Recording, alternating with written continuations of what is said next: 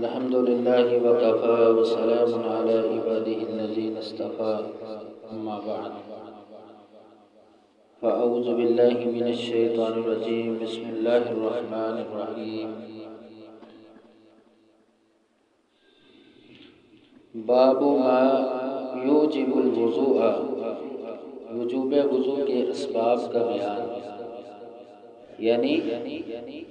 وضو کس حالت میں بندے پر کرنا واجب ہو جاتا ہے۔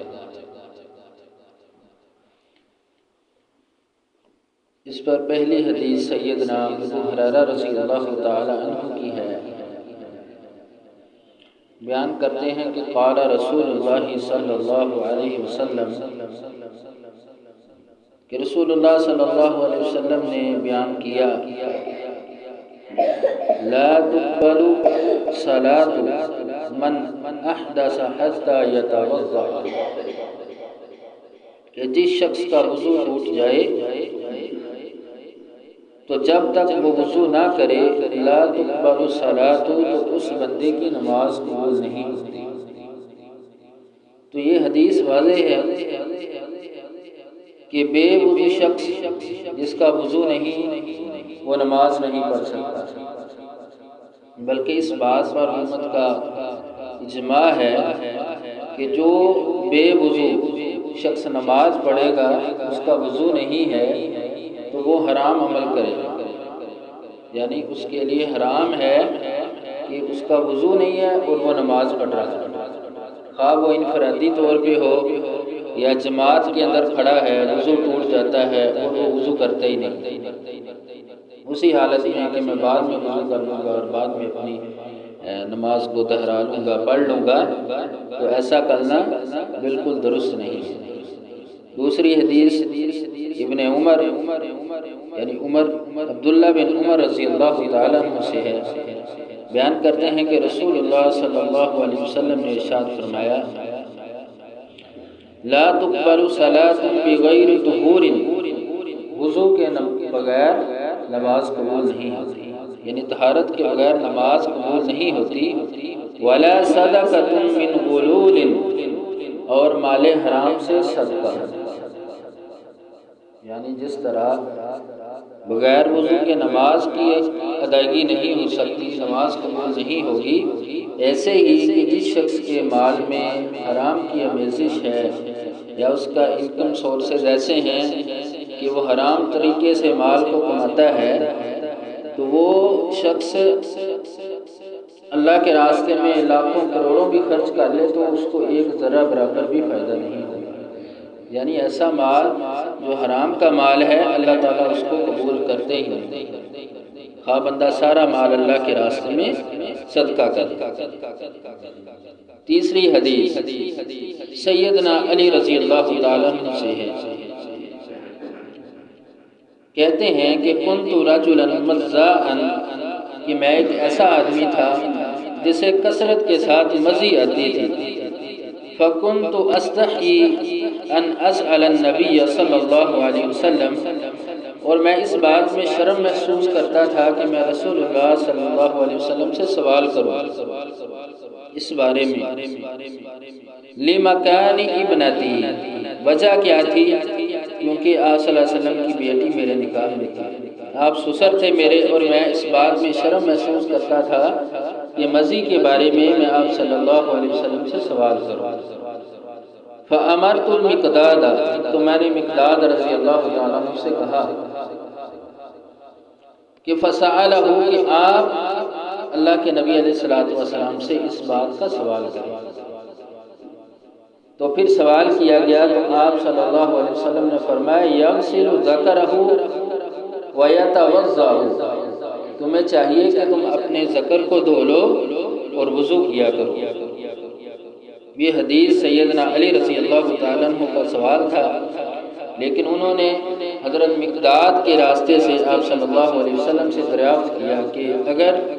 مزی آ جائے تو پھر کیا کرنا چاہیے۔ مزی کیا ہے؟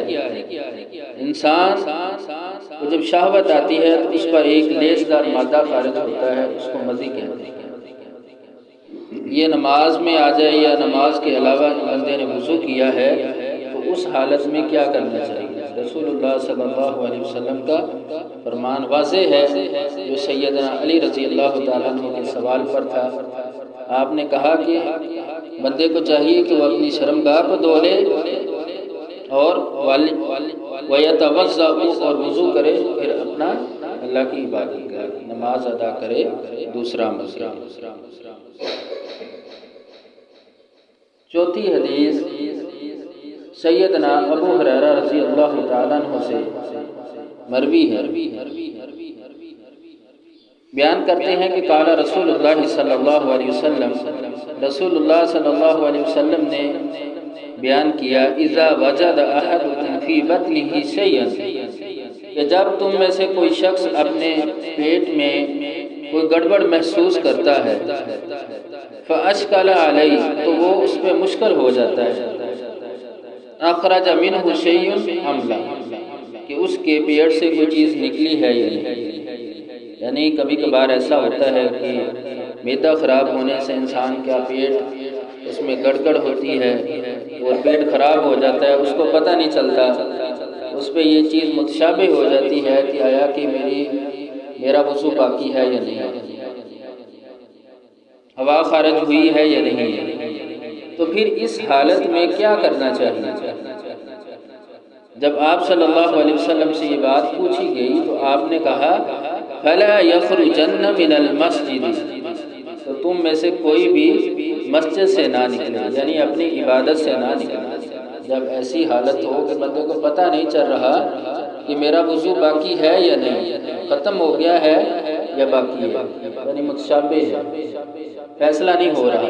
تو آپ نے کہا کہ وہ اپنی نماز کو نہ چھوڑے بلکہ نماز پڑھتا رہے، ٹھیک ہے؟ اور بیان کیا کہ نماز کو کس حالت میں چھوڑنا ہے، وہ دو چیزیں آپ نے بیان کر دی، حتی یسمع صوتا، یا تم ہوا خارج ہونے کی آواز کو سن لو، او یجد ریحا، یا اس کی بدبو کو محسوس کرو۔ جب یہ دو چیزیں تمہیں پتہ چل جائے تو پھر تم نماز سے نکل جاؤ اور وضو کرو اور دوبارہ نماز ادا کرو۔ اگر یہ حالت نہیں ہے تو تم پر وضو واجب نہیں ہوتا، کیونکہ یہ وہ احادیث ہیں کہ جن کے ساتھ ایک مسلمان پر وضو واجب ہو جاتا ہے۔ پانچویں حدیث سیدنا ابو ہریرہ رضی اللہ تعالیٰ عنہ سے ہے، وہ بھی اسی حوالے سے ہے، بیان کرتے ہیں کہ رسول اللہ صلی اللہ علیہ وسلم نے ارشاد فرمایا لا وضوء الا من صوت او ریح، کہ اس بندے پر وضو نہیں ہے یہاں تک کہ وہ ہوا کے خارج ہونے کی آواز کو سن لے، اور ریح، یا اس کی بدبو کو پالے۔ جب یہ دو چیزیں محسوس ہو جائیں یا پتہ چل جائے تو پھر اس شخص کے لیے وضو کرنا واجب ہو جاتا ہے۔ وعن علی رضی اللہ تعالی عنہ قال قال رسول اللہ صلی اللہ علیہ وسلم، سیدنا علی رضی اللہ تعالی عنہ نے رسول اللہ صلی اللہ علیہ وسلم سے یعنی سوال کیا گیا، سألت النبی، آپ صلی اللہ علیہ وسلم سے عن المزی، مزی کے بارے میں، تو آپ نے فرمایا من المزی الوضوء ومن المنی الغسل، دو چیزیں اس حدیث کے اندر رسول اللہ صلی اللہ علیہ وسلم نے بیان کیا کہ مزی پر وضو ہے اور منی پر غسل ہے۔ جب مزی وہ لیسدار مادہ خارج ہو تو اس پہ وضو کرنا چاہیے، اور منی جب یہ خارج ہو احتلام کی صورت میں ہو یا شادی شدہ بندہ عورت سے جمع کرتا ہے اس صورت میں ہو تو منی کی صورت میں انسان کو غسل واجب ہو جاتا ہے، یعنی اس وقت تک وہ عبادت نہیں کر سکتا جب تک وہ غسل نہ کر لے۔ اور حضرت علی رضی اللہ تعالیٰ عنہ بیان کرتے ہیں کہ رسول اللہ صلی اللہ علیہ وسلم نے ارشاد فرمایا اذا فسا احدکم فلیتوضا، کہ جب تم میں سے کوئی بغیر آواز کے ہوا خارج کرے، فلیتوضا، تو اس کو چاہیے کہ وہ وضو کرے، اس پر بھی وضو لازم آ جاتا ہے کہ وضو کے بغیر وہ نماز ادا نہیں کر سکتا۔ ولا یأت النساء، اور نہ تم آؤ عورتوں کے پاس من اعجازہن، ان کی پیٹھ میں سے، اور لیے بھی رسول اللہ صلی اللہ علیہ وسلم نے حرام کر دیا کہ عورت کا وہ راستہ جہاں سے بچہ پیدا کرتی ہے اس سے جماع جائز، لیکن خانے کے راستے سے عورت سے جماع کرنا یہ حرام ہے، رسول اللہ صلی اللہ علیہ وسلم نے اس سے منع کر دیا۔ اور سیدنا معاویہ بن ابی سفیان رضی اللہ تعالیٰ عنہ بیان کرتے ہیں کہ ان النبی صلی اللہ علیہ وسلم کہ رسول اللہ صلی اللہ علیہ وسلم نے بتایا یعنی ارشاد فرمایا کہ قال انما العینان کہ آنکھیں وقاء الصحی دوبر کا تسمہ ہوتی ہیں، بندھن ہوتی ہیں، فاذا نامت العین جب آنکھیں سو جائیں استطلق الوقاء تو تسمہ ڈھیلا ہو جاتا ہے۔ اس حدیث کا مطلب ہے کہ جب انسان جاگ رہا ہے، اس کی آنکھیں کھلی ہیں، تو وہ اس کا جسم پہ کنٹرول ہے، اس کو پتہ ہے کہ اگر اس کی ہوا خارج ہوتی ہے تو اس کو پتہ ہے، لیکن جیسے ہی آنکھیں بند ہو جاتی ہیں انسان غنودگی کی صورت میں چلا جاتا ہے، حالت میں ہوتا ہے یا نیند آ جاتی ہے تو اس کا جسم ڈھیلا پڑ جاتا ہے، پھر اس کو نہیں پتہ چلتا کہ اس کا وضو باقی ہے یا ختم ہو گیا۔ تو آپ صلی اللہ علیہ وسلم کا وہ فرمان بھی واضح ہے کہ اگر ایسا ہو جائے کہ تم سو جاؤ تو تمہیں چاہیے فلیتوضا کہ وضو کرے، اور اب وضو کس حالت میں کرنا ہے؟ صحابہ بیان کرتے ہیں کہ ہم رسول اللہ صلی اللہ علیہ وسلم کے دور میں عشاء کی نماز کے اندر انتظار کرتے رہتے حتیٰ تخفق رؤوسہم، یہاں تک کہ ہمارے سر جھک جاتی ایسے نیند کی وجہ سے، ہمیں اونگ آنا شروع ہو جاتی ہے، پھر آپ صلی اللہ علیہ وسلم آتے اور ہم اسی ہی حالت میں نماز ادا کرتے۔ تو اس بات سے یہ پتہ چلتا ہے کہ انسان ایسے بیٹھا ہے جیسے آپ بیٹھے ہیں، تو اس حالت میں اگر نیند آ جائے، اونگ آ جائے، تو اس حالت کے اندر وضو واجب نہیں ہوتا، لیکن ہاں اگر وضو ٹوٹ جائے پھر واجب ہے، اگر وضو ٹوٹتا نہیں ہے ایسے بیٹھے بیٹھے نیند آ جائے یا اونگ آ جائے تو پھر وضو واجب نہیں ہوتا۔ وضو اس حالت میں واجب ہوتا ہے کہ جب بندہ ٹیک لگا لے، ٹیک لگانے سے اعضاء ڈھیلے ہو جاتے ہیں، یا چت لیٹ کر سو جائے، لیٹ جائے تو اس حالت کے اندر بھی اعضاء ڈھیلے ہو جاتے ہیں، تو پھر نیند آ جائے تو اس حالت میں انسان کو پتہ نہیں چلتا کہ اس کا وضو باقی ہے یا نہیں۔ تو آپ نے فرمایا کہ جب آنکھیں سو جاتی ہیں استطلق الوقاء تو بندھن ڈھیلا ہو جاتا ہے، تو بس چاہیے فمن نام جو شخص سو جائے فلیتوضا اسے چاہیے کہ وہ وضو کرے، اس پہ وضو واجب ہو جاتا ہے۔ تو اللہ تبارک و تعالیٰ سے دعا ہے کہ اللہ تعالیٰ ہمیں ان احادیث پر عمل کرنے کی توفیق دے۔ وآخر دعوانا ان الحمد للہ۔